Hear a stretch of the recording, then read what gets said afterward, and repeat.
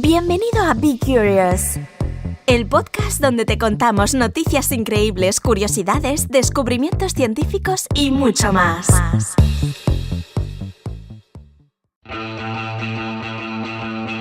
Buenos días, ¿qué tal estás? Yo soy Aisa López y este es el episodio número 67 de Be Curious. Lo estamos grabando el viernes, día 12 de enero de 2018. Te tengo que comentar que este podcast está yendo muy bien, estoy muy contento porque estamos teniendo cientos y cientos y cientos de descargas cada día. Y es por eso que hemos decidido, que creemos que ya es el momento de abrir el programa de patrocinadores, de sponsors. Esta es una forma, el programa de patrocinio, es una forma de soportar este podcast, de ayudarnos a continuar con esta labor y además, pues bueno, si tienes una empresa o eres freelance, es una manera perfecta de promocionar tu producto, tu servicio o tu negocio directamente a la audiencia de este podcast, que es un público, te recuerdo, muy específico. Está compuesto en un 75% de hombres en un rango de edad entre los 18 y los 45 años, mayormente de España, aunque también hay muchos oyentes de diversos países de Sudamérica, y todos tienen un gran interés en la tecnología, en los gadgets y también en la formación y la educación. Así que ya lo sabes, si te interesa patrocinar este podcast, ponte en contacto con nosotros a través de nuestra página web en p300.net/patrocinar. Y ahora ya sin más dilación te dejo con los titulares de hoy.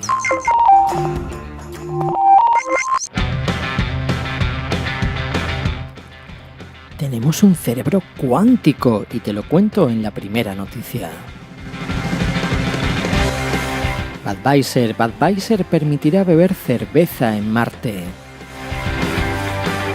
Científicos han descubierto algo insólito, agua a más de 1000 kilómetros de profundidad. Y por último, damos un repaso con las 3 carreras para el futuro, para sobrevivir a esa carrera de la inteligencia artificial. Si te parece interesante, no desconectes y sigue escuchando porque comenzamos.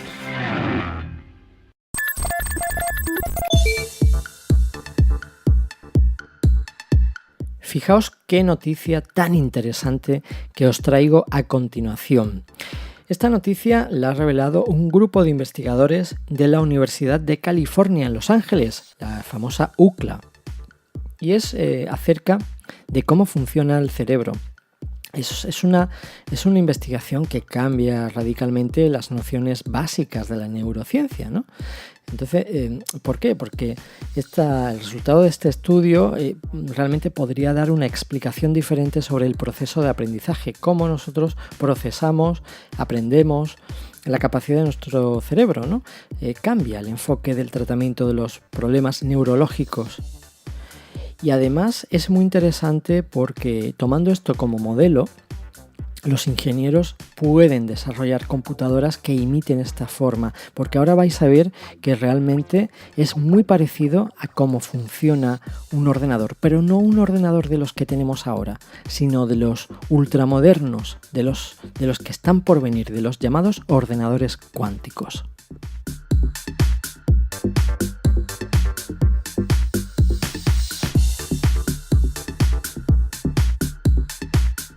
Este estudio fue publicado en la revista Science y apunta concretamente a una clase muy específica de neuronas, las dendritas, que son pues esas prolongaciones ramificadas del núcleo celular, ¿no? Imaginaos, para que lo podáis entender bien, porque es importante que entendáis bien si no lo sabéis lo que son las dendritas, imaginaos que la célula es como una bolita ahí suspendida en el espacio, y que de esa bolita van saliendo como unos tentáculos así, que son como unas raíces de árboles, ¿no? Unos tentáculos así largos y a su vez con más subtentáculos. Bueno, pues estos serían las dendritas. La cuestión es que la neurociencia siempre había aceptado como verdadero que los núcleos, estas bolitas de las que estamos hablando, eran las que generaban unos impulsos eléctricos que luego pues bueno, recorrían la dendrita y la activaban, ¿no? Y de esa forma pues se iban comunicando entre sí. Es decir, que todo provenía del núcleo y que al final la dendrita, ese tentáculo, lo único que hacía era pues un poco de medio transmisor, de vehículo, de carretera, pero que todo provenía del núcleo. La cuestión es la siguiente, y es que esta nueva investigación ha demostrado que las dendritas realmente pueden generar su propia actividad eléctrica y encima con una frecuencia que es 10 veces mayor a lo que se estimaba.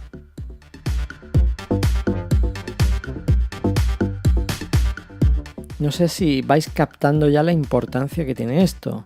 O sea, hemos pasado de que era solamente el núcleo lo que generaba esto a que de repente todas las dendritas también generan ese impulso eléctrico.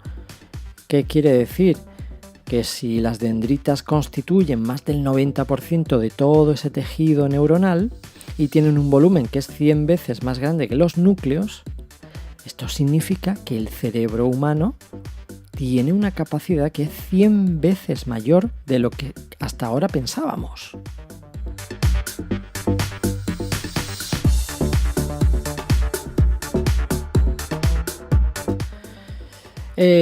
Hay un señor que se llama Mayank Mehta, que es el autor principal de este trabajo y que en un artículo publicado en UCLA, en esta Universidad de Los Ángeles, dijo lo siguiente: esto es una divergencia mayor con respecto a lo que los neurocientíficos hemos regido durante 60 años, ¿no? Muchos modelos anteriores suponían que el aprendizaje ocurre cuando los núcleos de dos neuronas se activan a la vez, ¿vale? Uno y uno a la vez, como dos bombillas que se encienden simultáneamente. Sin embargo, ahora nuestros hallazgos, continúa otro de los autores, que es Jason Moore, dice lo siguiente: nuestros hallazgos indican que el aprendizaje puede suceder cuando la neurona receptora está activa junto con una dendrita. Y podría ser que diferentes partes de las dendritas estuvieran activas en diferentes momentos, lo cual sugeriría que puede haber mucha más flexibilidad en el proceso de aprendizaje dentro de una misma neurona. También este otro autor, Mehta, destacó que comprender que las dendritas son mucho más activas que el núcleo, pues la verdad es que cambia radicalmente las concepciones de cómo el cerebro procesa la información. Esta investigación reveló también que las dendritas son capaces de grandes fluctuaciones en el voltaje de sus impulsos, y este es un tema sumamente interesante y le vais a ver ahora por qué. Son binarios y de distintas intensidades. Fijaos en esto. Las dendritas manejan grandes fluctuaciones en el voltaje de sus impulsos. Son binarios y de distintas intensidades. En palabras de Mehta, dice lo siguiente: hallamos que las dendritas son híbridos que hacen procesos tanto análogos como digitales, por lo que son fundamentalmente distintas de las computadoras puramente digitales, pero algo parecidas a las computadoras cuánticas, que son análogas. ¿Ok? Lo que tenemos ahora, lo que todo el mundo está usando, lo que yo estoy usando para grabar este podcast, lo que tú usas para trabajar en tu oficina o para ver una película o para lo que sea, todas estas máquinas, estos ordenadores, incluidos los teléfonos móviles, son todos ordenadores, computadoras digitales. Manejan ceros y manejan unos. Pero fijaos que nuestro cerebro, compuesto de toda esta red de dendritas, manejan ceros y unos, pero encima manejan también esas intensidades, es decir, maneja lo digital y maneja también lo analógico. Y aquí es donde viene lo interesante, señores, porque esto eleva por las nubes la capacidad de procesamiento y de aprendizaje que tiene nuestro cerebro y que pensábamos hasta ahora, porque se daba por sentado que las neuronas eran digitales, es decir, que o bien generaban un impulso determinado o bien no lo hacían, pero no se sabía que mostraban fluctuaciones analógicas, es decir, distintas intensidades. Esto solo lo podríamos conseguir, como decía antes, con uno de estos super mega ordenadores que están desarrollando y que ya empiezan a llegar, que son los ordenadores cuánticos, que sí, ya trabajan con otra profundidad y otra complejidad, ¿no? Sin embargo, nosotros tenemos encima de nuestros hombros un maquinón, señores. Tenemos aquí arriba un superordenador del cual no somos conscientes la mayoría de nosotros. Nuestro cerebro es como si fuera un mar y las neuronas es como si fueran pulpitos, esas bolitas con esos tentáculos enormes que son las dendritas que van expandiéndose por todo este mar y creando, conectándose entre sí, creando esa telaraña, que el equivalente con el mundo real, con la tecnología, sería una red computacional, una red de ordenadores, como si coges muchas torres, muchos ordenadores y los vas conectando entre sí con cables de fibra. Pues esos cables de fibra son las dendritas, los ordenadores son las células, las neuronas en sí, y toda esa red al final, imagínate, es lo que tenemos metido en la cabeza. Es tremendo y alucinante. Por eso yo siempre digo, cuando conocemos este tipo de cosas que son alucinantes, que tenemos una responsabilidad. O sea, hemos tenido la inmensa suerte de nacer con esta super máquina biológica encima de los hombros, que es un ordenador cuántico lo que tenemos ahí encima, lo que tenemos dentro de nuestro cráneo. Es alucinante. Por lo tanto, no desperdiciemos el tiempo, no hagamos el gilipollas y aprovechemos toda esta potencia que nos da el cerebro para aprender más, para pensar más y para hacer mucho más de lo que hacemos. ¿Por qué? Porque podemos.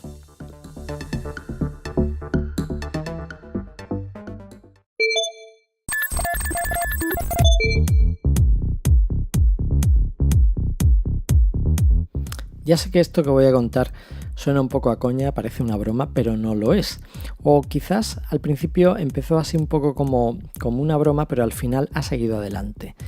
La cuestión es que hay una compañía que es Budweiser, que comenzó así, ya te digo, un poco medio en broma, medio en serio, a hablar de la posibilidad de beber cerveza en Marte, de que se pueda consumir, ¿no?, esta bebida en el planeta rojo. Pero el caso es que, que al final esta idea no se ha quedado ahí y sigue adelante y parece que con paso firme, porque Budweiser ha anunciado ya esta semana que ya está preparada para completar la primera fase del plan. Un plan que consiste en enviar semillas de cebada a la Estación Espacial Internacional para aprender acerca de cómo reacciona el ingrediente principal de la cerveza en un ambiente de microgravedad.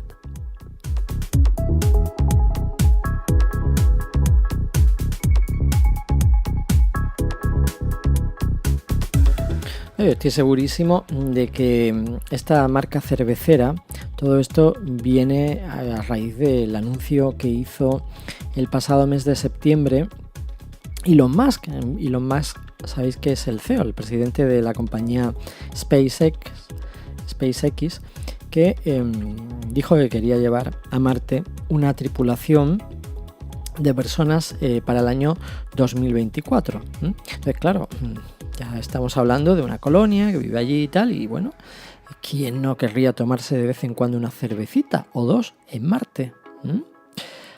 Por lo que parece que Budweiser ha tomado buena nota del tema y, vamos, dicho y hecho, quiere ser la primera en ganar esta carrera cervecera para conseguirlo.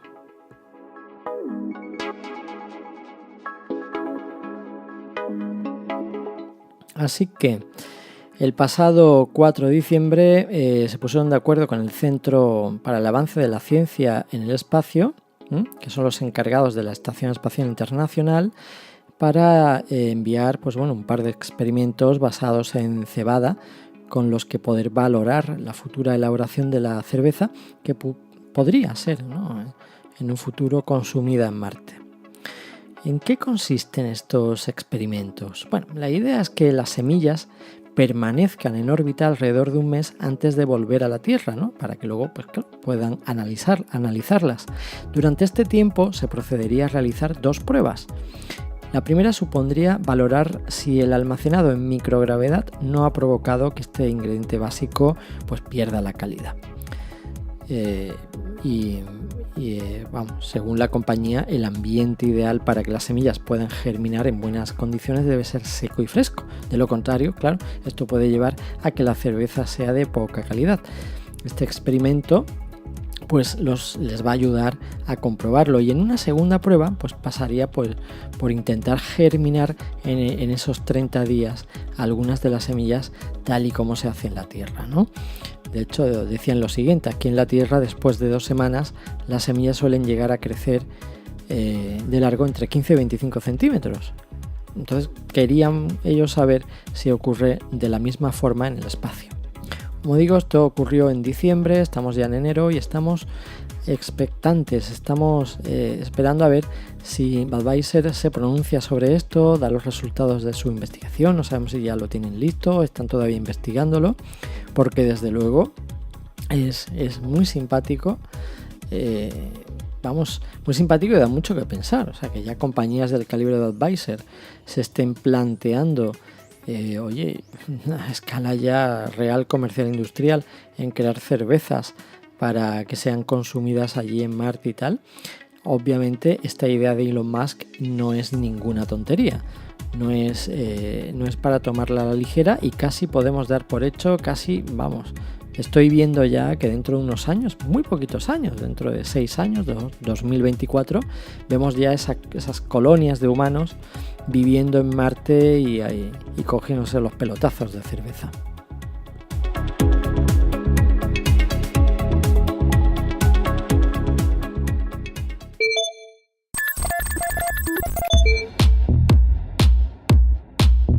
Esta es una de esas noticias que me gusta traerlas al podcast simplemente para que nos demos cuenta, que tomemos conciencia de lo poco que sabemos en general de todo, y por ejemplo de nuestro propio planeta. Ahora resulta que un grupo de científicos ha encontrado un volumen masivo de agua, pero masivo hablo de 1000 kilómetros dentro de nuestro planeta. 1000 kilómetros. Alrededor de una tercera vía al núcleo de la Tierra. Esta agua es mucho más profunda que nunca antes, a 1/3 del camino hasta el límite del núcleo de la Tierra.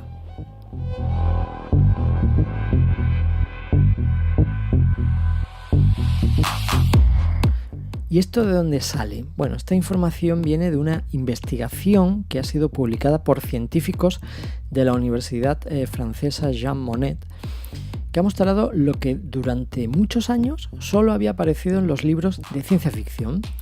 ¿Qué es? Pues océanos de agua a profundidades inimaginables en el interior de la Tierra. Por ejemplo, para Steve Jacobsen, que es uno de los miembros del equipo de investigadores, el descubrimiento muestra la existencia de un depósito de agua mucho más grande de lo que se creía ubicado dentro de nuestro planeta. Además, es el depósito acuático más profundo que se haya encontrado, ya que se encuentra a 1/3 de la distancia entre la capa exterior de nuestro planeta y su núcleo, es decir, a 1000 kilómetros de profundidad. No sé si empezáis a tomar conciencia de lo bestia que es esto, ¿no? Este depósito. ¿Qué pasa? Que este sorprendentísimo descubrimiento fue posible gracias a un extraño diamante expulsado por un volcán hace más de 90 millones de años y que se encontró cerca del río São Luís, en el municipio de Juína, en Brasil. Esta roca tiene una imperfección en su estructura que está producida en los primeros momentos de su formación, y este defecto natural muestra pues una acumulación inusual de minerales sellados dentro del diamante que contienen iones hidroxilo, un grupo funcional que proviene del agua. Y además de esto, la presencia de minerales característicos típicos del manto terrestre inferior, ha permitido a los científicos determinar la profundidad del depósito de agua. Los científicos creen que este hallazgo pues, nos va a permitir comprender por qué nuestro planeta tiene placas tectónicas y cuál ha sido el papel del agua en su formación y en su conservación. Este señor Jacobsen cree lo siguiente, dice que si no estuviera allí, se refiere al agua, probablemente todos estaríamos sumergidos. también cree que este tipo de descubrimiento pues, ayudaría a comprender cómo se formaron los océanos y lo que es la atmósfera de la Tierra. Según Jacobsen, este estudio puede ayudarnos a comprender mejor incluso por qué la Tierra es el único planeta que conocemos que tiene placas tectónicas. Dice lo siguiente, dice, si no hubiera agua dentro de la Tierra, la convección del manto de la Tierra sería ineficiente y finalmente cesaría. La expresión en la superficie de la convección del manto es el movimiento de las placas, el proceso por el cual se crean los volcanes, y los volcanes tienen un papel fundamental en la generación de la corteza en la que vivimos.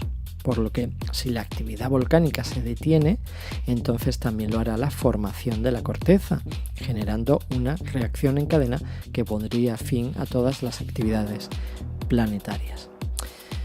En fin, lo que decía al principio, fijaos que estamos en pleno siglo XXI, que estamos hablando de inteligencia artificial, de ordenadores cuánticos, de que nos vamos a Marte a beber cerveza, de todo esto, y sin embargo todavía no sabemos realmente cómo es el planeta en el que vivimos, que es lo que más me impacta, ¿no? Cuando veo que todavía están descubriendo este tipo de cosas, que es que realmente sí, hay una suposición, hay teorías, pero no se sabe realmente qué hay debajo de la superficie, qué hay en el interior hasta el núcleo de la Tierra, no se tiene ni idea, ¿no?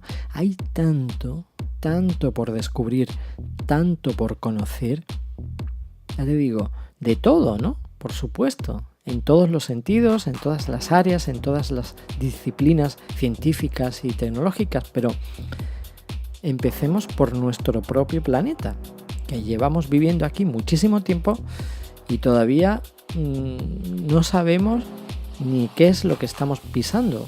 Y ahora recién se descubre, pues fijaos, algo que solo se creía que era propio de la ciencia ficción, ya se les descubre que no, que a 1000 kilómetros sigue habiendo ahí una tubería, un depósito lleno de agua. Alucinante.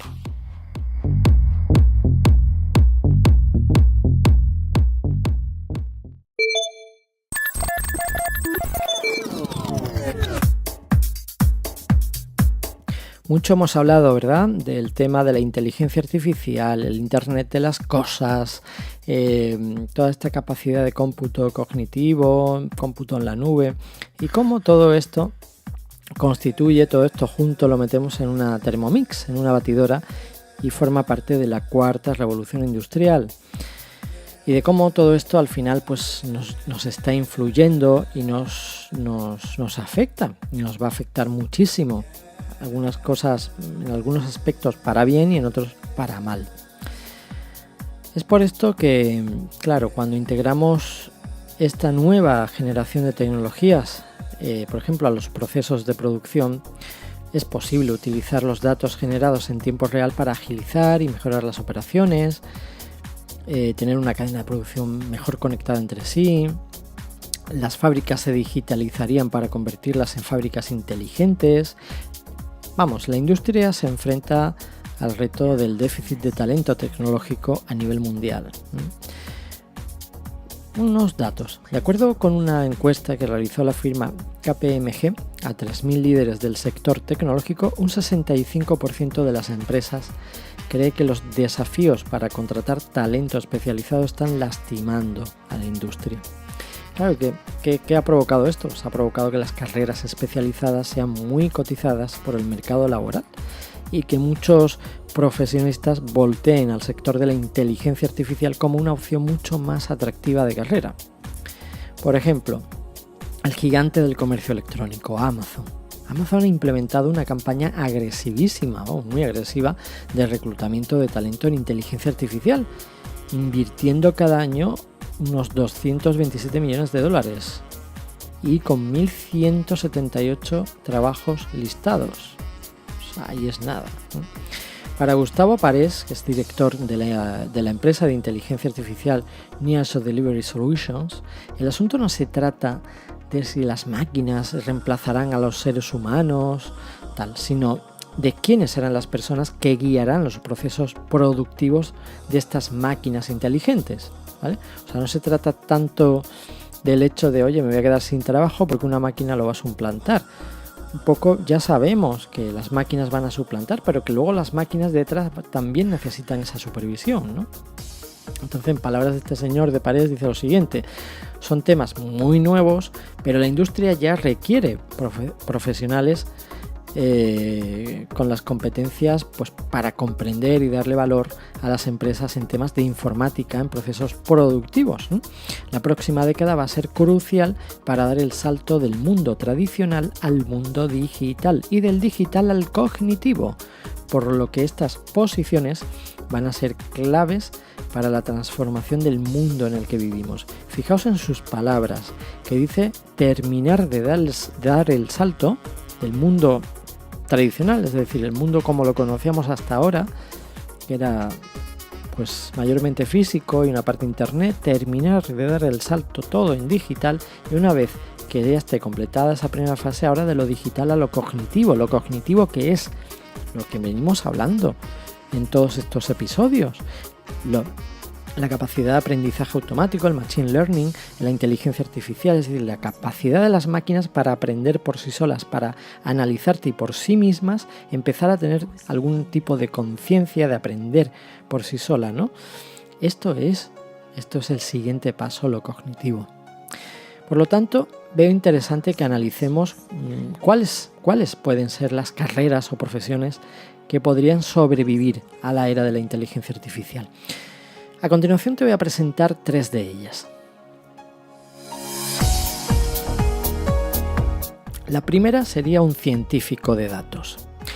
Conforme las empresas buscan generar y acceder a más información, pues la posición de científico de datos se ha vuelto cada vez más cotizada. ¿En qué consiste el trabajo de un científico de datos? Bueno, el trabajo de un científico de datos consiste, muy a grandes rasgos, en minar, interpretar y encontrar valor en grandes cantidades de información. Por ejemplo, Jack Ma es el fundador del gigante del comercio electrónico Alibaba. A lo mejor Alibaba os despista un poco, pero si os digo AliExpress, ¿a qué os suena? Bueno, Alibaba es la empresa matriz propietaria de AliExpress, que sería, digamos, el portal. Bueno, pues este señor, Jack Ma, el fundador, ha dicho que el mundo se aproxima a un periodo de datos y ha recomendado a los profesionistas aprender tanto de data como puedan. Pues de acuerdo a sus proyecciones, conforme se va afianzando el análisis de datos en los diversos sectores, las habilidades relacionadas se vuelven extremadamente valiosas.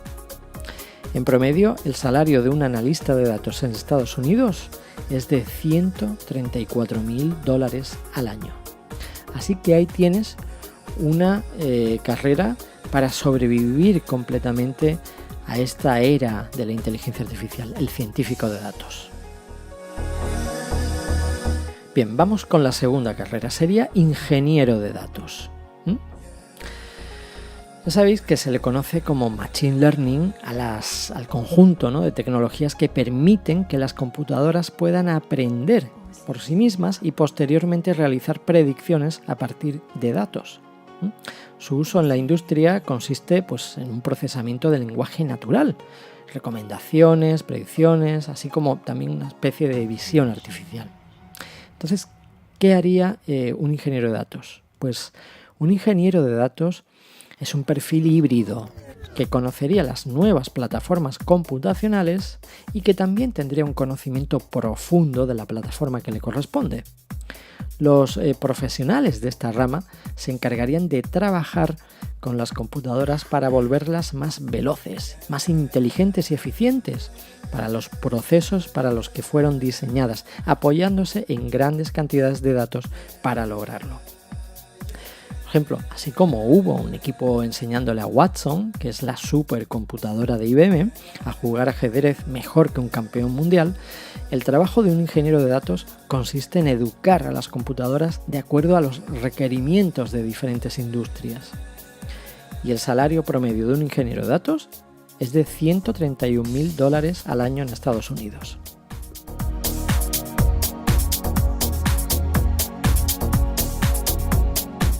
Y ya pues acabamos con la tercera y última recomendación de una carrera perfecta para sobrevivir a esta era de la inteligencia artificial que se nos viene encima, que sería el especialista en procesamiento inteligente de imágenes.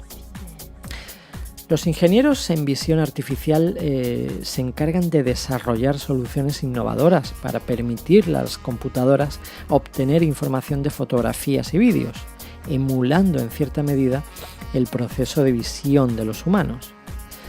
¿Qué es lo que ocurre? Que a menudo las empresas requieren que los especialistas en visión artificial tengan también entendimiento de Machine Learning, así como habilidades considerables de programación. Hablamos que el salario para una carrera de este tipo, de especialista en procesamiento inteligente de imágenes, se sitúa en una media de $136.000 al año en Estados Unidos. Y estas han sido las 3 recomendaciones que os hago, 3 carreras muy específicas, muy especializadas, porque la única forma, ojo, de resistir a todos estos cambios es que te especialices mucho. Y además de que te especialices y seas muy bueno, muy eficaz dentro de todo esto. Ya veis que todo pasa por la tecnología, que los conocimientos de programación son fundamentales y que todo está vinculado y en torno a la inteligencia artificial, ¿vale? Entonces, con este tema que te traigo hoy, lo que pretendo es animarte un poco y no transmitir tanto bombardeo, quizás entre comillas negativo, de que oye, que las máquinas de tal, tantas inteligencias así que nos vienen encima y tal, que nos van a desplazar, tal, sino oye, para que veas que hay mundo más allá, ¿no? Que hay trabajos más allá de ahora y que son puestos que se van a crear nuevos, que ahora no existen. Es decir, todo tiene un ciclo, todo acaba y comienza algo nuevo, ¿vale? Y para que algo nuevo comience, algo se tiene que acabar, algo tiene que destruirse, algo tiene que morir. Entonces va a haber una serie de trabajos que van a acabarse, pero estas nuevas tecnologías de las inteligencias artificiales, Internet de las cosas, Machine Learning, la computación cognitiva, todo esto también va a germinar para dar lugar a esas nuevas profesiones que van a ser muy, muy demandadas y muy solicitadas. Bueno, ahí lo dejo para que lo tengas en cuenta y lo estudies.